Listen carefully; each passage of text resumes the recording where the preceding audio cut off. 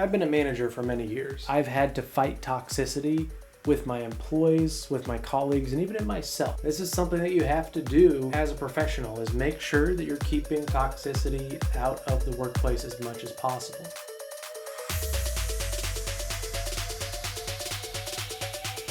Some of the best ways to fight toxicity are to engage in conversation. Keep conversation open and you're going to get in front of those toxic attitudes and comments. And maintain transparency. Maintaining transparency will help fight cynicism and toxicity. One of my former employees once said, cutting through people's cynicism is one of the most important traits for a manager. As a manager, you're kind of dealing with people that are often jaded toward management and corporate language. But managers are also expected to walk the walk and talk the talk in order to keep upper management happy. That's what scares him about that idea of managing. You have to walk a very fine line between the ground reality of the situation and the ideals of the company, making sure you're hitting the tone set by those at the top and what they want to see. I've had those struggles with upper management before, where I've had to cut through cynicism and I've had to tell them, I don't really know what's going on, but we just got to trust that the company knows what they're doing.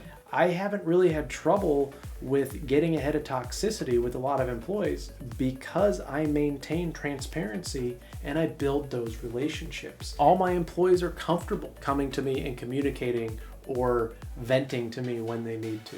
Understanding people's personality traits and personality types can take you a long way, especially in management. You need to understand how and why people react to things and why they put up walls. Perfectionism and fear of failure. I'm failing, I need to do better and be the best. Fight this by modeling healthy achievement, empathy, and compassion. A victim mindset. They're out to get me, it's personal. Fight this with a strong back and a soft front. Being a knower, being right, know-it-all, showing what I know, I'm the smartest in the room. This is a counter to leadership. Fight always knowing everything by shifting your motivation to always learning and maybe teaching others. If you're a leader and you think you need to be the smartest person in the room and show all your employees that you're the smartest person, you probably shouldn't be in leadership. Zigzag and avoid. It's not my fault. No ownership. There's no accountability. You fight this by stepping into discomfort. Recognize what you can do and what you can't do and be okay with that.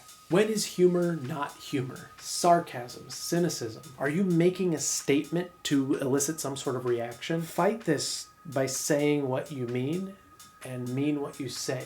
Challenge in a respectful way. Be a part of the solution. Me personally, I try never to bring up a problem without at least one possible solution or an idea to step forward or step toward the solution or maybe something to help the process. Encouraging this with employees helps them to think through different options and perspectives and why we ended up here, how we ended up here.